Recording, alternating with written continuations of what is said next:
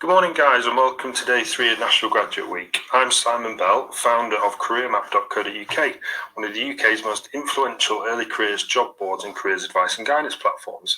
We're also the team behind launching this first ever National Graduate Week. The week aims to bring graduates, universities, employers and industry bodies together like never before, and is a real celebration of the amazing graduate talent we have in this country. Today we're joined by Christina and Jenny from the campus recruitment team from Amazon.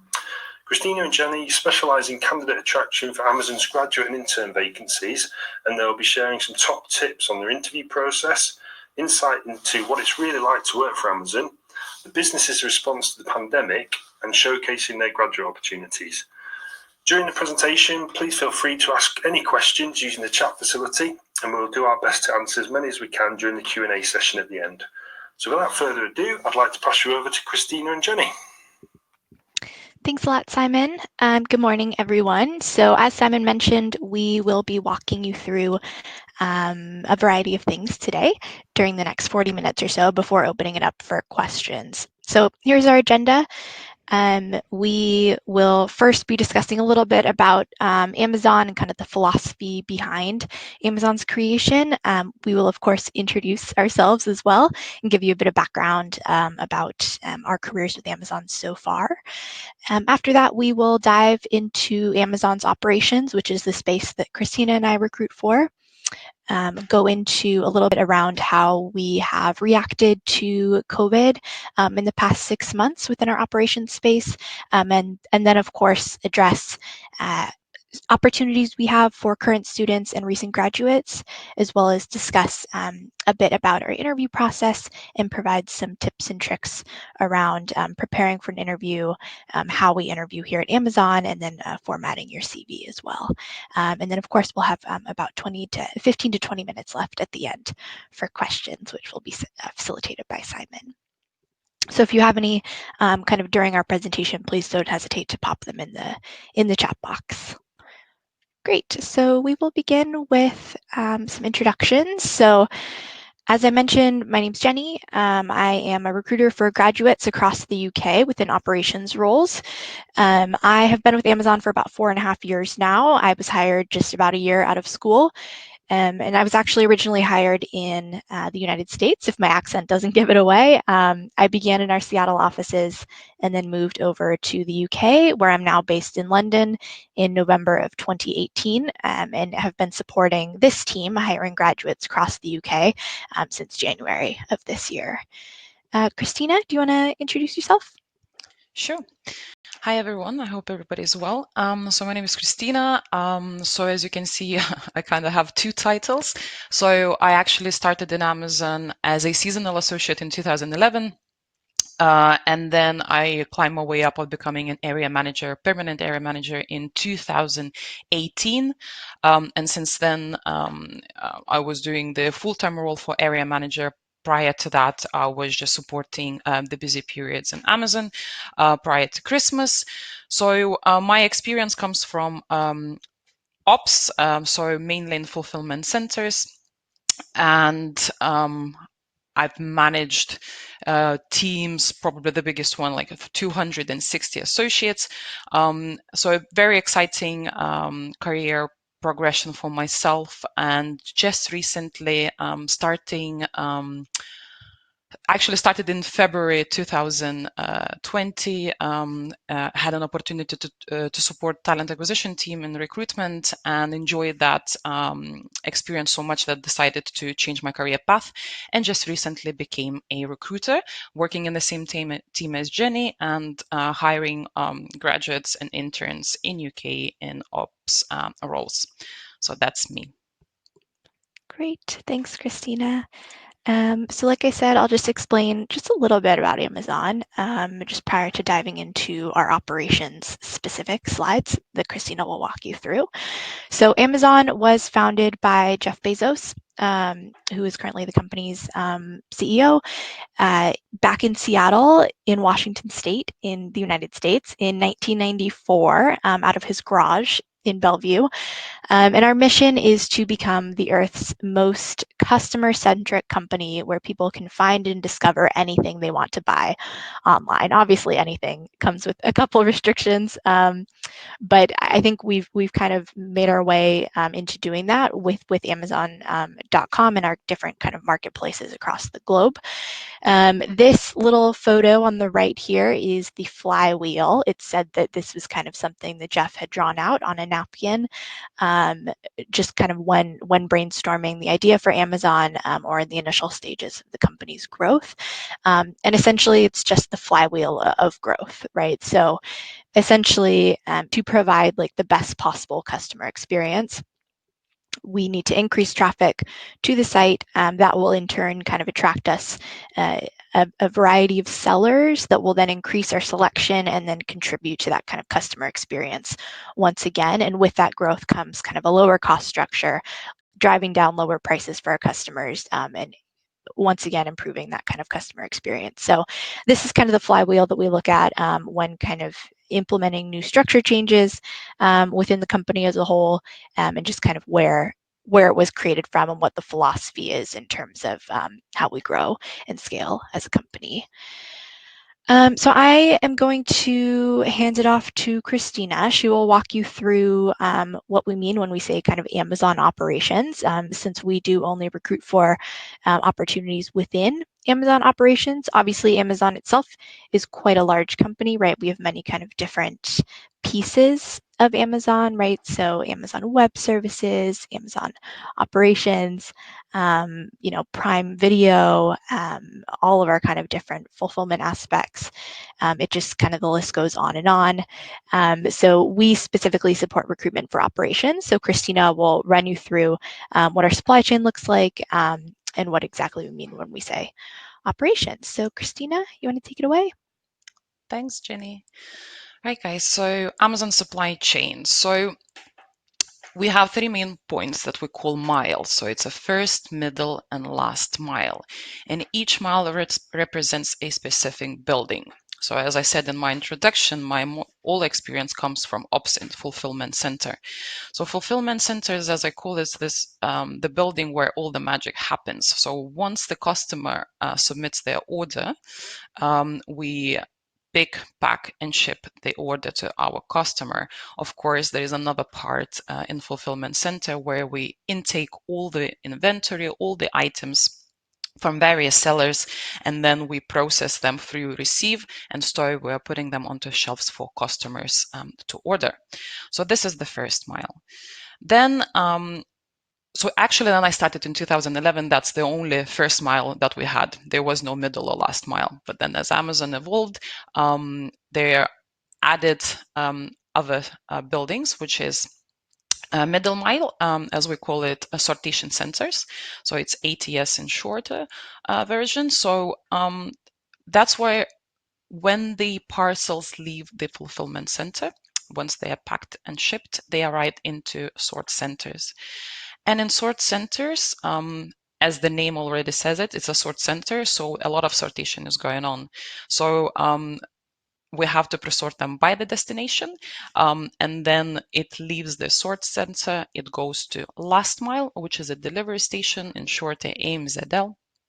And down there, it's being pre-sorted by the last mile route to meet our customer promise.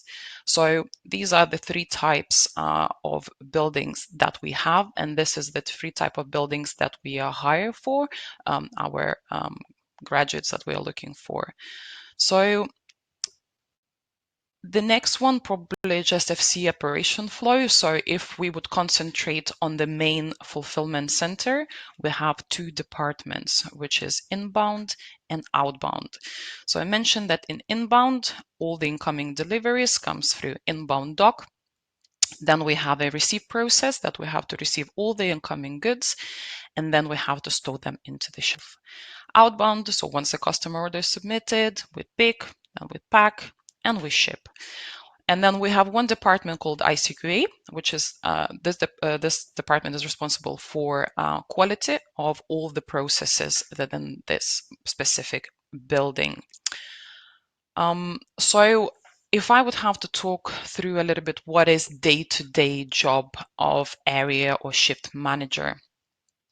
So the main basics is that we come in onto the shift. So in UK, we're working 4 days a week, 10-hour shifts.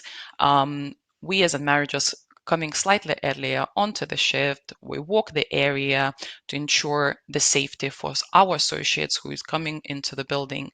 So our responsibility to ensure that there is everything safe. So we do a quick walk around our area just to check that.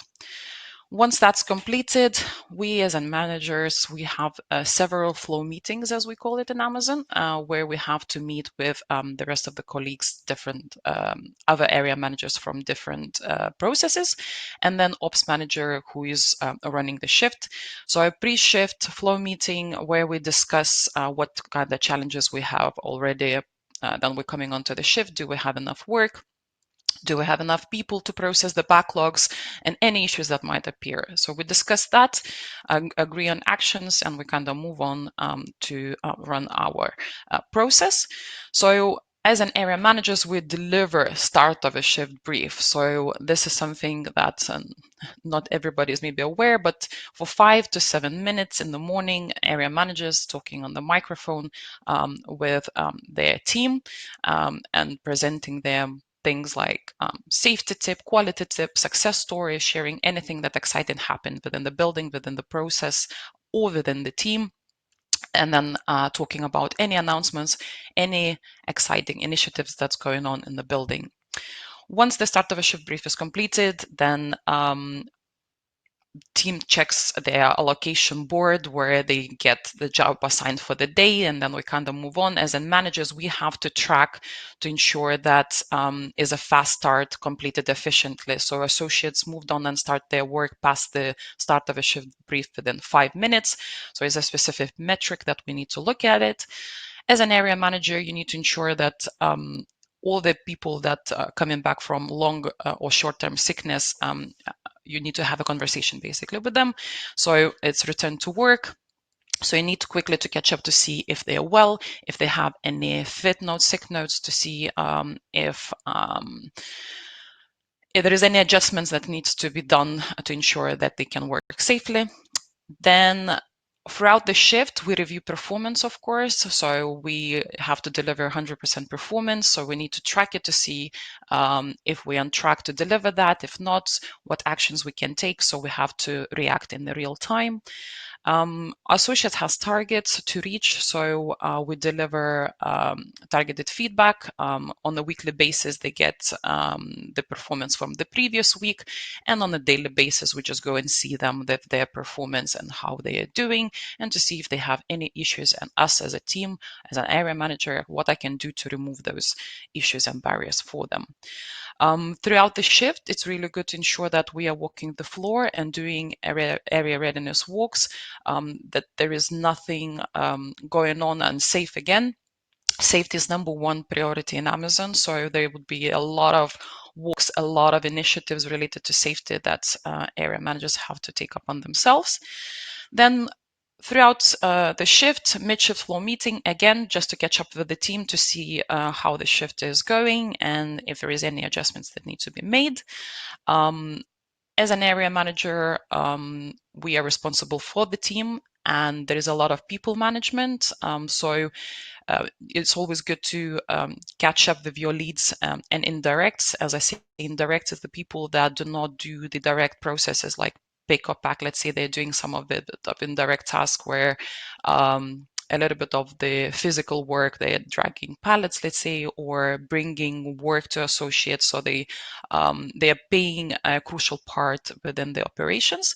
So just to catch up and see how everybody is doing, and overall throughout the day, it's always good just walk through the area of your process and just check up with your associates, just to build the trust with them and engage to show that you are there for them. At the end of a shift, we are preparing shift reports. So it's something that we try to tend to gather all the detail throughout the shift. So don't leave till the last minute. We track in our notes what's going on.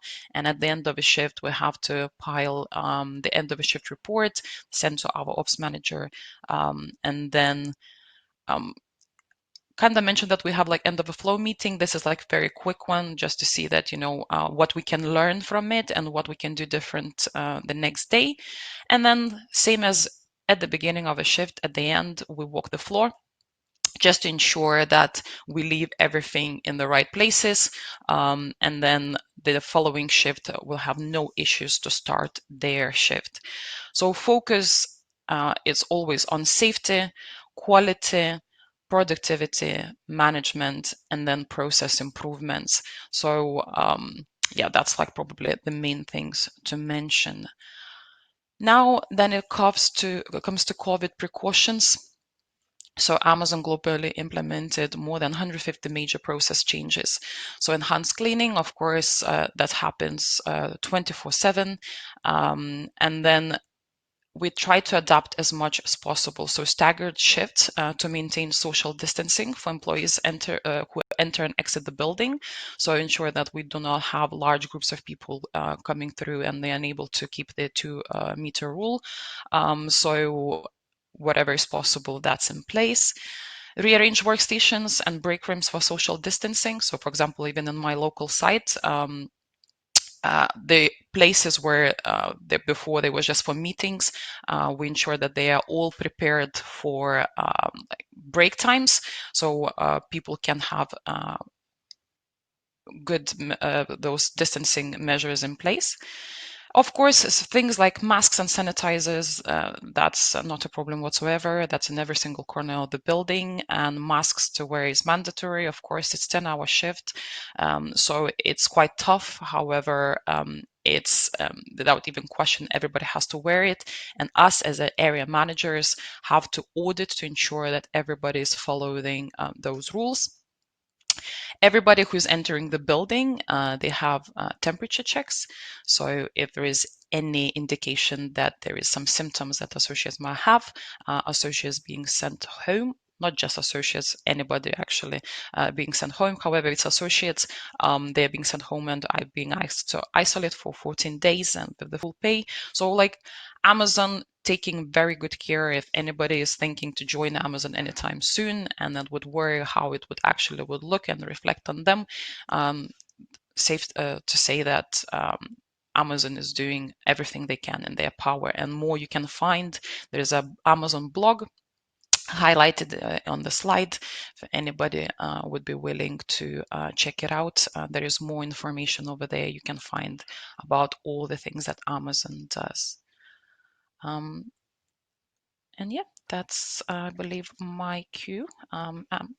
Jenny, you will take it over now. Great. Thanks, Christina. So as Christina mentioned, kind of the bulk of the positions we recruit for fall within the graduate area manager or shift manager position. So kind of the third peak on this slide, but I'll take you through kind of all the roles that my team recruits for. So we not only recruit for kind of full-time permanent positions, we also do have internships available in our space. So I'd say let's address kind of I know the writing's very small on these slides, so I'll just walk you through it. But initially, we do have what we call an operations internship. So it is an internship in length of anywhere from 4 to 6 months that will provide you with an introduction to operations in either kind of that inbound department Christina mentioned, outbound department, ACES, which is more of kind of I'd say process innovation side of it, or ICQA, which is the quality control department. In that internship duration, you would learn leadership within Amazon operations, and then also have the chance to really dive deep into like the data that we use to track our performance within the operations space and kind of map out processes as you're learning them as well. So a really interesting time to kind of get a better sense of our operations space, potentially work on some projects that could have lasting impacts after your internship, and just generally get some exposure to kind of what our operations work environment looks like. So that is the bulk of kind of our internships. It would be within the operations space, but we do have a few internships that would fall kind of outside of the operations space. So we do also recruit for kind of business analyst, internships, human resources internships, and then at a smaller degree, like software development, project management, and procurement internships as well. These roles will all still be supporting operations, right? So even if you were hired potentially as a business analyst intern, you would be supporting Amazon operations. Our human resources interns would be based still in a fulfillment center with the local human resources team there. So important to caveat that these, some of them would be based in like a corporate setting, but the majority of them would be still based in an operational setting.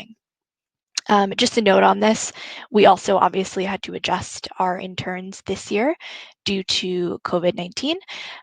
So we were able to flex and pretty quickly adapt our internship program into an 8-week virtual program for interns and didn't have to kind of like cancel the majority of our internships. Obviously, the traditional internship would take place within a fulfillment center or an operations space, but we had to adapt it virtually due to COVID this year.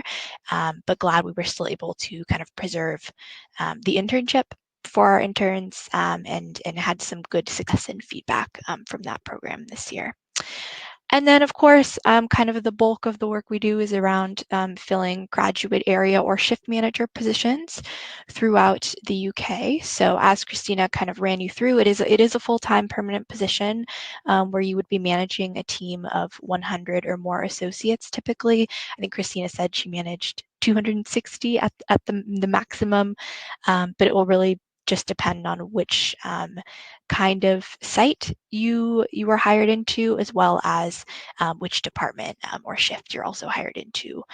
And in that role, obviously, Christine already touched on most of the responsibilities and scope of the position, but it's really focused on kind of that people management side, right? So ensuring excellence from your team, training them and making sure everyone feels included. And then also striving to improve and streamline our processes within fulfillment centers, Amazon transportation, so sortation centers and delivery stations. And then it's worth saying, right, that even if you begin in operations, right, as an intern or as a graduate area manager, shift manager, Amazon does have kind of endless opportunities. We obviously have opportunities to continue along that operations path kind of for as long as possible. But as Christina mentioned with her own career trajectory, there always are other opportunities to kind of explore different interests as well. So if there are any questions on that, I'm happy to answer them during the kind of final 20 minutes or so of our presentation. But I'd love to move on to a few kind of tips and tricks around kind of our application and interview process. So Amazon functions based on our leadership principles. So we have 14 leadership principles. They're basically company tenets. So they really are something that we live and breathe. They're things that we use to make decisions on a daily basis, and you can find these on our blog, on our website. But these are the 14 listed on the right-hand side of your screen here. So I won't read them out, but you can kind of read a bit more about them if you do your own research on them. I'd say the ones that we obviously use all the time are customer obsession. We are kind of, it's in our mission statement that we look to kind of be the most customer-focused company globally. Some of these may kind of also contradict each other, right? So part of working here is kind of judging which leadership principles you'll need to exhibit when, and how you can kind of balance using some of these, right? So something to think about, and things we ask you to look at if you are preparing for an interview with us is kind of how you've exhibited these past leadership principles in your own behavior, maybe in leadership positions or in prior kind of internships, or maybe you were part of a society where you've exhibited maybe one of these leadership principles, but really reflect on how your prior behavior has exhibited some of these leadership principles. That's kind of our number one tip for preparing for an interview. And if an interview is arranged, our recruiting coordinators would send out this list of the leadership principles and also advise that you look at them when preparing for an interview with us. The interview process. So typically you would apply online. Amazon.jobs is our kind of jobs page for any opportunity we have available. If we'd first review your CV, so you'd submit your CV and then answer a couple other questions on our online application portal.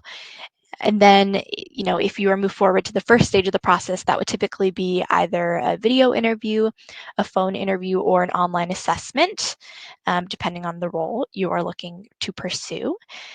We also have an analytical assessment that we'd require to be completed. And then if successful kind of in the previous stages, you would be invited to a virtual interview panel, right? So the number and length of interviews will change based on which position you're pursuing.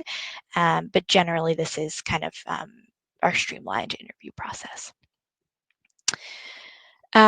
Some good, just helpful, I think, tips for CVs, building a CV. I'm sure you've kind of heard about this from other companies, and there's a lot of resources out there on kind of what to include in your CV. So I'll just give a bit of feedback from my perspective. So in terms of when you're building your CV, the information you should include would be obviously your contact details, so how we can reach you both on the phone as well as by email, and then also your current location. We do not need to know necessarily like your exact address at the moment of application. We don't need to know your birthday, your gender, or your family status. You can use your best judgment as to what to put on your CV, but in general, those are the only kind of things we definitely need from you, or the contact details and the location, your current location.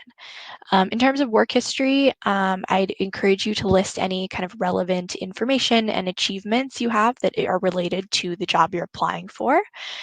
When you are listing any kind of prior roles you've held, please do begin with the most recent role. So kind of put that at the top.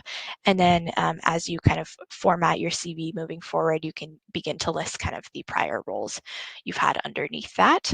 And then also include kind of any work experience you think is relevant, right? So internships, kind of leadership positions on kind of teams or societies you've had at university.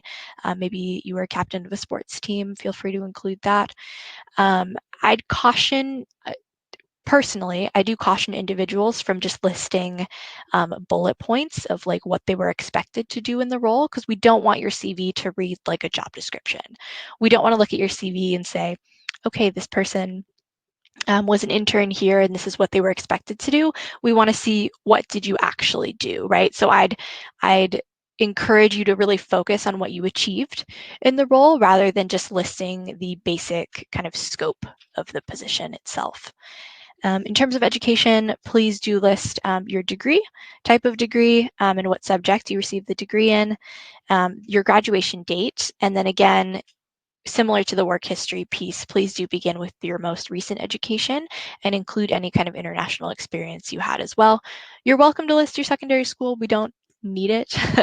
And then I would caution against kind of listing all of the courses you'd taken. If you have anything you think is particularly relevant, right, like maybe a course in supply chain management, feel free to list that, but we don't need kind of the excess information if you are tempted to list all courses studied. In terms of other experiences, if you have any kind of language abilities, any certificates or advanced trainings, and then any like software skills or analytical skills that you do want to highlight, please do list those. But kind of every training or courses, especially ones you don't think would necessarily be relevant, aren't necessary to include on your CV.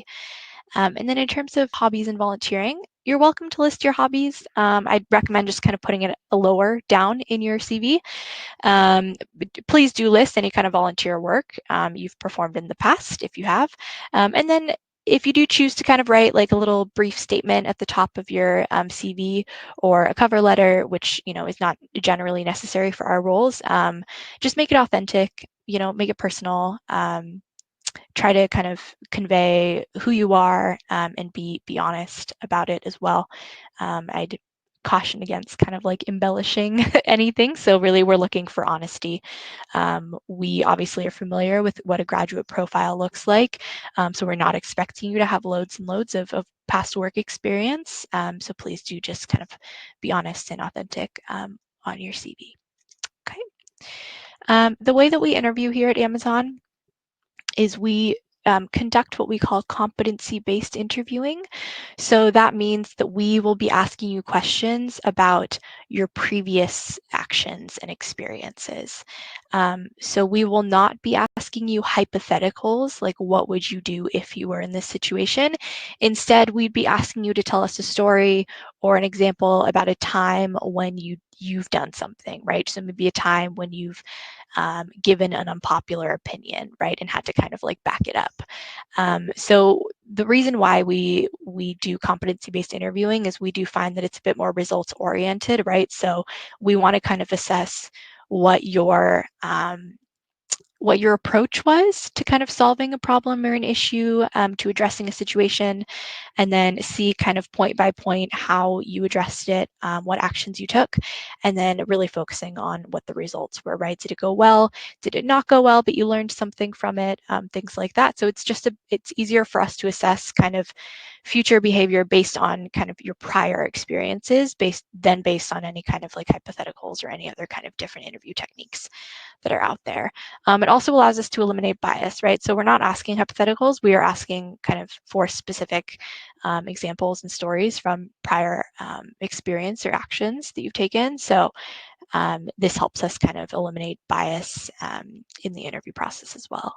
Something we recommend when preparing for an interview with Amazon is to approach it using the STAR technique. So STAR stands for situation, task, action, result. And the STAR technique is essentially just a way of structuring your examples. So during the situation, during the example, you want to walk us through kind of the situation, right? So what was the situation you were in or the task that you needed to accomplish? What kind of goal were you working towards? So the task could also be kind of the goal of the situation. What specific actions did you take to describe or to address the situation, right? So if it was a problem, like what specific actions did you take to address that problem? What were your specific contributions in that moment? And then, of course, a good focus on the results, right? So describing kind of the outcome of your actions, what happened, how did it end up, did it impact kind of future events in any way? And then also we are looking for a bit of reflection here. So I'd say if you can reflect and say maybe what you would have done differently in that situation, that's always great to include. In addition, we are a data-driven company, right? So especially in our operations space, we do have kind of metrics that we like to hit and key performance indicators. So if you can show that you are approaching situations like in an analytical perspective and then include any kind of data or metrics in your results as well, that's great. It shows us that kind of you already have that mindset. But if not, that's also fine. I just encourage you to have kind of some data to prepare with kind of data in mind as well. So then a couple just do's and don'ts from us. So please do be specific, right? We are not looking for general answers, right? We are actually looking for specific scenarios and situations where you have taken action in the past. And this is kind of where data is helpful in kind of narrowing down that specificity here. Please obviously do keep it kind of short but detailed. Our interviews tend to be around 30 minutes each. Obviously will be 30 minutes with a couple different people, right? So 30 minutes with interviewer 1, 30 minutes with interviewer 2, 30 minutes with interviewer 3, so on and so forth. But please do keep it short because obviously we'll be wanting to ask you kind of multiple questions during that 30 minutes and then give you time to ask questions as well. So keep it short, but then also don't sacrifice detail and kind of adding kind of those specific data points or kind of methodologies to problem solving that you want to share as well. Obviously, please do try to kind of structure your examples. So when you are preparing for an interview and coming up with examples of kind of the ways you've exhibited our leadership principles in the past, please do kind of look at the STAR format and make sure that kind of the way you're telling the story is structured. And please do refer to recent examples, right? So if it's something that maybe was like a couple of years ago when you were in university, maybe it was like a group project you were working on, that's fine. But if you have any kind of recent examples, that's great. We'd love to kind of hear about you as kind of an adult in like a professional capacity if you have any of that experience. So we do recommend that you kind of keep your examples as recent as possible. And then please don't hesitate to ask if you don't understand something, right? So if you need our interviewer to repeat a question or kind of clarify what they're asking, please do let them know that. We do try to make, obviously, anyone who interviews with us as comfortable as possible throughout the interview process. I know it's going to be a stressful process for anyone. So we do try to kind of frame it a bit more as a conversation and make you feel empowered to kind of ask questions and ask for clarification if that's something you need during the interview. And I do encourage you to, if you need like a moment right after a question's asked, right, don't feel the need to kind of rush into an answer that may not be best suited to answer that question. Take like maybe 20 seconds, 30 seconds, review your examples and then just think about which one you could best show that answers the question being asked. So to kind of take a moment if necessary to kind of refocus and make sure you're really addressing the question that's being asked. We also encourage you to focus on your contributions. Obviously, management roles are extremely collaborative, right? You'd be managing other people. And so we do want to see ultimately like how you be working with others. But this really is a time for you to highlight your own personal achievements. So we encourage you to focus on your specific contributions, right? If you're working in a group project and your group addressed a problem, what specifically did you do? What task did you do? What action did you take in order to help remedy that, right? So focus on your own individual contributions. And then, as I mentioned before, please do reflect on your stories as well. So if there's anything kind of you would have done differently or anything you learned from an example, please don't hesitate to share that with our interviewers. Just some things we caution individuals to avoid is using the word we a lot. Obviously, if you're talking about it in the context of like a group presentation, our task was to do this, right? Like that's fine. But when you get, I think where it gets some individuals into trouble is saying kind of, we did this, we did that, right? We really do want to see what your individual contributions are. So again, encourage you to focus on those instead of on kind of the group work. And then please do avoid generalizations, right? We are asking for specific stories for you to, and examples for you to share with us. And then, as I mentioned previously, I would avoid kind of embellishing stories. And then also, please do try to diversify kind of your examples, right? So think of multiple situations you've been in, multiple stories you could share. If you really think that one example is applicable to kind of two different questions you're being asked in two different interviews, that's fine if you use the same example, if you can kind of adapt it to each situation. But I would caution against depending on one example for multiple responses.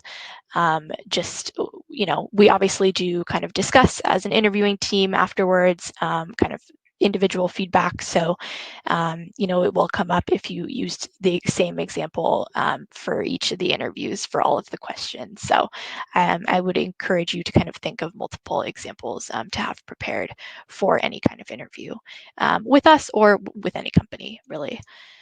So that is it from our side. Just a couple of notes. Obviously, Christina ran you through our operations and supply chain, kind of the profile of the graduate area or shift manager, and then kind of what we're doing in light of recent events and COVID to protect our employees within our operations space. And then we did run you through also kind of some tips and tricks for interviews and application process with us. So we'd love to open it up for questions at this point.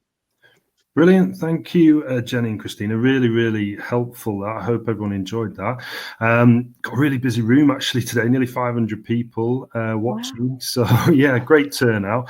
And thanks for coming, guys. And we've got quite a lot of questions to get through. So I'll start with the first one from Suraj, and I'll actually answer this one. He says, "Hi guys, is the session being recorded to view later?" Yep, absolutely, Suraj. We're recording everything. What we'll do, we'll email all the participants a link afterwards, so you can refer to it any time. We'll also be putting the recording on careermap.co.uk under the CareerMap Live section where all our webinars are hosted. So again, you can go on there and refer to it back at any time you want. Margaret says, "I graduated 3 years ago. Can I still apply for the scheme?" Great question, Margaret. So we do try to consider individuals who graduated kind of within, I'd say, 2 to 3 years previously. What we do, it's kind of a balance though, right? So if you have kind of 2 years of like professional experience after graduation, if you have kind of more than 2 years, you'd probably be a better fit for maybe a kind of a more senior profile. Really what we are looking for with the graduate profile is really to give individuals an opportunity to kind of kickstart their career and maybe kind of manage teams when they haven't had the opportunity to do that in the past or just coming right out of school. So I'd say it's obviously going to just be based on the individual. If you think that maybe you qualify for it, please don't hesitate to submit a CV to one of our graduate roles. If you don't qualify, we'd obviously let you know. And then also, if you don't qualify, we would have kind of other opportunities kind of in more senior levels that you could potentially pursue as your profile may be a better fit for those ones. Okay. Thanks, Jenny. Yeah, Ollie Wally, I hope I've pronounced that right. He says, "I'll be graduating August 2021. Can I apply for the graduate scheme?" I mean, he's probably thinking, should he apply now or should he sort of wait for next year? What's the advice there? Yeah, great question. And I should have answered that during my presentation, but it did not touch on it. So yes, we are actively recruiting for the remainder of 2020 as well as throughout all of 2021 at this point. We're still kind of working on getting our demand for the positions for next year, but we always hire kind of hundreds of individuals into these positions across the UK. So we are accepting applications for individuals who can't start until 2021 now and just conducting interviews currently for those roles as well. So if you're a student and you're due to graduate in 2021, please don't hesitate to submit an application. We can also accept you as if you would like to kind of intern with us. If you're successful in like an internship and immediately available, we would be able to convert you straight away into that full-time position. So you'd have the possibility to apply for both an internship and a graduate area or shift manager position. I think just a note on that as well. So obviously we do recruit for positions across the UK. So we do require flexibility in terms of location because we do have to work within what vacancies we have available. And generally our positions don't tend to be in city centers just because that's not where our fulfillment centers or delivery stations are usually based as well. So if you do see some of our postings on Amazon.jobs, it will say at the top of the screen that we are looking for individuals available across the rest of 2020 and across 2021, but that you do need to be able to be flexible in terms of relocation as well. Brilliant. Okay. I think that answers Richard's question as well, because he said, how many grads do you take a year? And I think you mentioned hundreds, didn't you then? We do indeed. Yeah, kind of never-ending. There is kind of a never-ending appetite for grad area managers just because, as people get promoted, as they kind of move to pursue other opportunities, we do have kind of vacancies coming up all the time.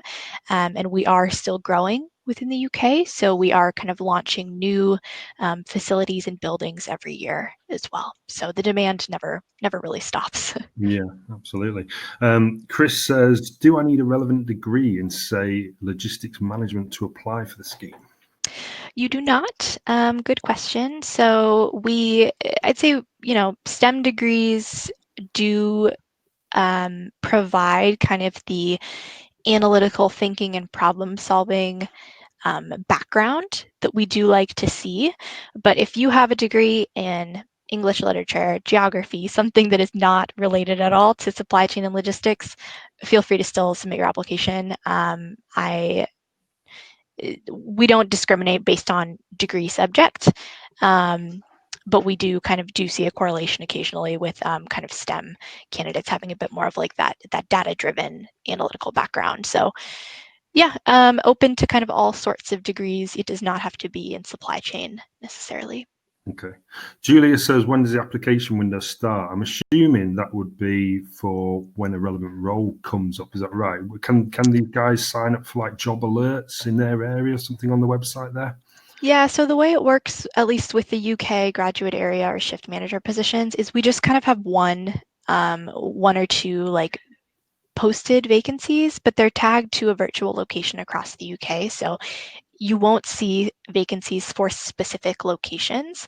Essentially, what you do is you submit your application, you'd go through the interview process. If you were successful, that's when myself or one of my colleagues would contact you, and we would look at what the current opportunities were in our network, basically. So we wouldn't kind of touch like that location piece until kind of you were successful, and that's when we'd look at what opportunities we'd have available if they align with your timeline and your availability. And then we'd work with you for up to 6 months, maybe longer than that, based on obviously like your timeline of availability to find you a suitable position at that time. Does that answer the question? Yeah, absolutely. Yeah. Brilliant. Okay. Claire says, does the assessment process require online testing? Assuming it does. Yeah. Yes, so our assessment is kind of automatically triggered once you submit an application. So, obviously there will be kind of windows that say prepare you for the assessment. But yes, it's typically,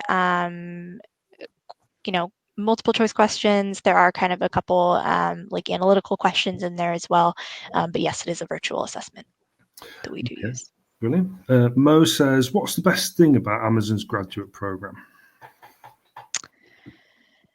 The best thing, I think for anyone who's joining Amazon, and this is not really specific to the grad program, is that there's so many opportunities. Like at least in my personal experience, I began as like an hourly employee back in Seattle, and through Amazon, like I've had the opportunity to relocate internationally, to change teams. I've been promoted with Amazon.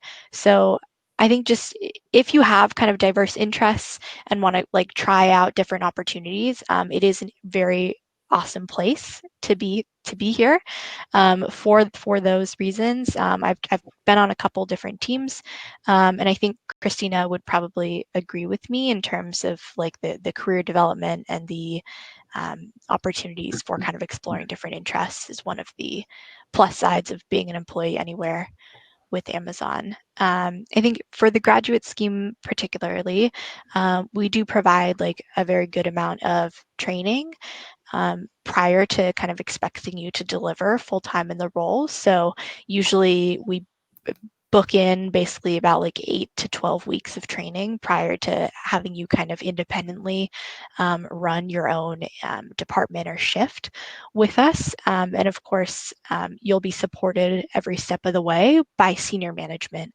at the buildings as well as local HR teams. So a lot of like really good development and support in the role, but also for kind of any employees, just the opportunity to develop and move about to explore different interests. Cool.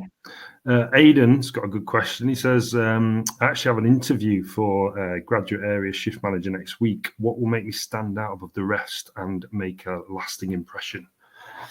Ooh, good one. Best of luck, Aidan. I'd say use your time wisely. So I know it's only 30 minutes that you'd have with kind of each interviewer, but at the beginning, obviously, your interviewers will kind of introduce themselves. I would recommend you to, and then they will leave like a few minutes at the end, right, for you to have questions. Really think about kind of what exact questions you want to ask them, right, what you want to get out of the interview. Because as much as we're interviewing you, you're also kind of interviewing us, right? So you are assessing whether this is actually like a position that would be of interest to you, somewhere where you want to build your career, right? So make sure that, you know, you've prepared kind of questions that will get you enough information where you can confidently make a decision at the end of the day of whether this is like something you want to pursue or not. And just go in there knowing that like it's as much about like you asking questions to our interviewers as it is them asking questions to you. So I'd say use that time to kind of converse with your interviewers wisely. And then also in terms of just like making sure you stand out, I'd say obviously practice is great, right? So if you already have kind of some interview or some examples thought out, make sure you can kind of tie them back and see that you have exhibited the leadership principles within those answers, add any data where you can, and just, this sounds kind of crazy, but just say them out loud, right? Practice talking through your examples, because the more you do it, the more you'll be comfortable with it, right? If you live with flatmates, you know, talk them through your examples. It will really just help you kind of like compress your stories to you know, succinct, detailed answers that still kind of get to the heart of answering the questions you'll be asked, and will just generally make you more comfortable and feel more prepared to walk in that interview and absolutely crush it. Smash So it. Yeah, thanks, yeah. Jenny. Hope that gives you a bit of an edge, Aidan, with the interview. And yeah, absolutely. Good luck with it. Yeah. So Harry says, are there any restrictions for applicants, i.e. disability? No, we don't ask you to disclose disability or anything like that. It should be a protected status, so that would not kind of factor in to our considering you for any kind of position here with Amazon. I mean, the role itself, you are on your feet a lot, and I'm sure kind of Christina can speak to this if you need more details around it, but you're on your feet quite a bit in the role, I'm assuming. Christina, correct me if I'm wrong. So just making sure you're able to kind of stand for a time period. You know, it's not a role where you're just sitting at a desk the whole time. So I guess, you know, you're the expert in your own abilities. So, you know, it's up to you to kind of assess whether this is kind of a correct role for you. But if you have kind of additional questions on that and kind of any accommodations we can offer throughout the interview process, we should have a email alias that should be available on our website, where you can email them if you do request kind of any accommodations within the interview process. And additionally, don't hesitate to reach out to your coordinator who'd be emailing you for the interview process if you want to connect with a recruiter and maybe just talk over some of the details you are wondering about for the role specifically. Okay. Thank you. A couple of people have asked, do they need a driving license to apply? For most of our positions, no, you do not. I'd say it's something you should definitely, if you're successful in the interview process, it's something you should disclose kind of when we do call you and let you know that you were successful and start working with you for kind of identifying a specific opportunity for you. Just because obviously we have like public transport links at some of our sites, but some are kind of a bit further out, right? So we just want to make sure we're setting you up for being able to like get to your shift on time, and really working within kind of your lifestyle too, to make sure that you know, we're not setting you up to fail immediately, right, without having a driver's license. So most of our fulfillment centers and delivery stations would have transport links available, but it's not something we require for the position. So. Brilliant. Two people asked, this is a bit of a two-part question. Cara says, what the progression opportunities for grads on this scheme? Is there international travel available? And then someone else also said regarding progression, would they be able to transition to other parts of the Amazon business like Prime Video, for example, after completing this scheme? Yeah, so I'd say, so I'll first answer the question about progression. So for operations, if you wanted to kind of remain within operations, you'd begin as like a graduate area manager or a shift manager. Just to kind of a note on that, they're the same role. We just call them area manager if you're based in a fulfillment center or a sortation center, and a shift manager if you're based in a delivery station, but they're all the same position. But you'd begin there. There is another level above that it's called generally the same thing. So still area manager, shift manager, but it would be a promotion. And then from that, it moves into an operations manager. So typically that is kind of a higher level position, and then senior operations. And then we have kind of site leaders and general managers who eventually would oversee like a full building of thousands of employees, right? And then it would go to kind of even more advanced, so like regional country director, VP, right? Things like that. So within operations, there is like a trajectory by itself. But we also obviously, getting to the second question there, we would have opportunities to explore kind of other parts of the business as well. So obviously Christina supported us for a while in recruitment. So kind of did have some experience with this as well, kind of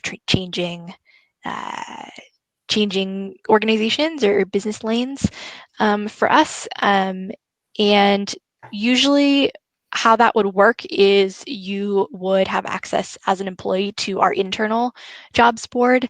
And once positions would become available there, you could obviously like reach out and ask the hiring manager about more information and apply there. And it would obviously typically involve another interview process, just because if the role was completely different than what you were currently doing, they need to kind of assess you for that position specifically. I hope that answered the question. I know I didn't get to the international travel piece. It's okay. I know we're sort of running out of time as well, and we've got absolutely tons more questions. So I'll try and just do a couple more if that's okay, Jenny. Sure. Yep. Claire said, are internships back onto the standard 4-6 month schedule, or still adapted to the virtual sort of 8-week program? We are back on to kind of the standard 4 to 6 months of on-site work, so within the operations space. Obviously, we are keeping a very close eye on government restrictions, right? If we do kind of come to a point where we'll need to move them virtually, we would communicate with individuals based on that who'd been like successful and were planning for that in-person internship. But for now, we're being cautiously optimistic and have kind of reverted back to how they were prior to COVID, but obviously with all the safety measures in place. So. Sure. Millie says, are there any degrees you prioritize over others for the scheme? Nope. Okay, that's easy. Are all the roles in the UK, or are some abroad? So myself and Christina only support recruitment for the UK. However, I used to support recruitment for Germany. So across the EU, we have kind of, I'd say our major markets are Germany, the UK, Spain, Italy, France, and to a lesser extent, we have Czech Republic and Austria as well. I'm probably missing something too. But we do, so those are kind of going to be like our European ones. We do have operations in obviously kind of globally as well. It will depend obviously on a few things, right? Your right to work, kind of any kind of sponsorship necessary, and that will change with different jobs. But yes, we do have other opportunities, but they would have kind of their own job postings for those different countries. Yeah, so you'd have to apply to the specific country. Yeah, and on that, do you take applicants from countries outside the UK for the UK grad scheme? Or Yeah. Is it, yeah, okay. Yeah, absolutely. You know, and we are happy to consider you. Obviously, like with COVID, it's been like interesting working with start dates and things like that, just because, you know, at a certain point, like you do have to kind of quarantine if you're coming to the UK, but we're happy to be flexible in that point. But yes, as long as you're kind of have the right to work, we're happy to take individuals from other countries for UK positions as well. Okay, I think last one now. Sufyan says, will you be attending any university sort of careers fairs this year, whether in person or virtually? Yes, so virtually for now is kind of all we have planned. We work with kind of a handful of schools within the UK that we already have kind of pre-existing relationships with. But if campuses proactively reach out to us and are interested in having us on site, it's definitely something we can also look at if we don't already have a relationship with those schools. But yes, we should have kind of additional events. If you look at this little QR code that's on the screen as well, if we have any kind of events that are just open to students in general and not associated with the university as well, we'll post them there. If anyone kind of wants to kind of get alerted when we do have kind of new events up on that page, would recommend signing up there too. Brilliant. Well, like I say, we've got loads more questions, but unfortunately we're running out of time. Is there a web page guys can visit with sort of frequently asked questions sections about the grad scheme, or a bit more of an overview where they can just do a bit more research? We do not. Is there a way though to potentially to like get the I don't know if there's a way to do this, like get the information of individuals who sign up or who have joined this call, so we can kind of send out additional links or contact details? Yeah, we can contact them on your behalf, absolutely. Okay, cool. So we can maybe send you some extra information and some links and stuff like that. But like I said, the session's recorded and will be on careermap.co.uk very soon, this week sometime. So check out that, and we'll also email you the link so you can view it anytime you want. Jenny, Christina, have you got any sort of final parting words you'd like to say? Or? Nothing from my side. I just thank you so much for your attendance and kind of listening to us talk at you for an hour or so here. Really appreciate it, and hope that some of you are interested in kind of joining us here at Amazon Operations in the future. Brilliant. Well, yeah, like I said, thanks everyone for coming today. Really good session, really helpful. And yeah, we've still got another few days left of National Graduate Week. Lots more employer events coming up. So go to nationalgraduateweek.co.uk, the events tab, to have a look at some of the other webinars there.